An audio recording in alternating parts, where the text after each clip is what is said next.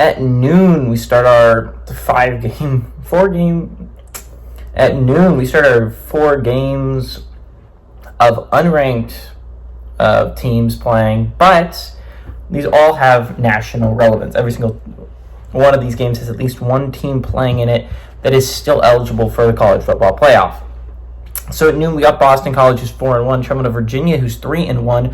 Virginia favored by 1 on the ACC network in an elimination game, ladies and gentlemen. Thomas Castellanos has gone 45-70, thrown for 729 yards, 10 touchdowns, 2 interceptions. Treshaun Ward has had 46 carries for 275 yards and 2 touchdowns, and Lewis Bond has had 23 catches for 279 yards and 2 touchdowns. Anthony Calandria has gone 84-123, thrown for 1,032 yards, 7 touchdowns, 4 interceptions. Xavier Brown has had 33 carries for 293 yards, and Malachi Fields has had 24 catches for 349 yards and 2 touchdowns. Boston College is 7-1 against Virginia all-time. Last game did go to Boston College in 2023. Boston College is undefeated in one-possession football games. This game could be really, really solid. All of last year, I was talking about how Thomas Castellanos and Anthony Calandria were 2 of the more underrated quarterbacks in the ACC, right? And I was talking about a little bit as the season started, as they both had really good freshman campaigns. Obviously, Calandria got a little bit more recognition because he led his team to at least postseason berth in a bowl game. Virginia didn't really get that, but for Calandria looked good at times last year, like really good. He almost upset Louisville last year by himself.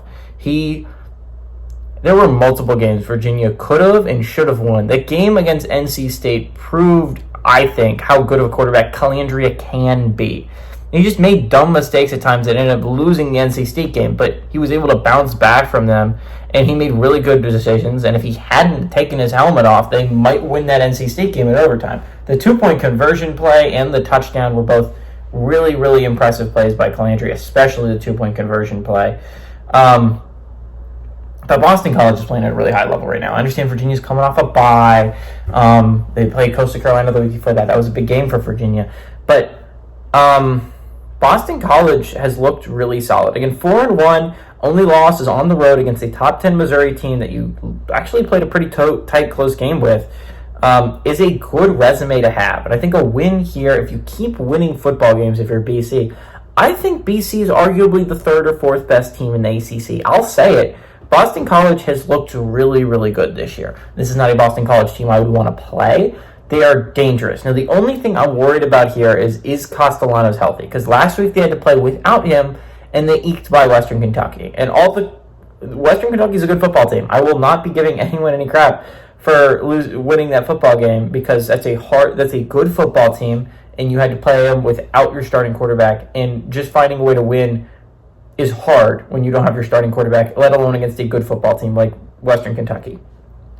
Virginia's a little bit better than Western Kentucky. And so if you are going to go and you're going to say that this is a really good team, this is a really good Boston College team, right? They deserve to be at least in the top 25. And I think you're going to have to beat Virginia. I think you're going to have to keep winning football games, right? And I think this is a big game for Boston College. I'm hoping Castellanos is back, because Castellanos versus Calandria is going to be must-see football. I will say it. I think it's going to be one of the better games of the day. But I do like what Boston College to go on the road and upset Virginia.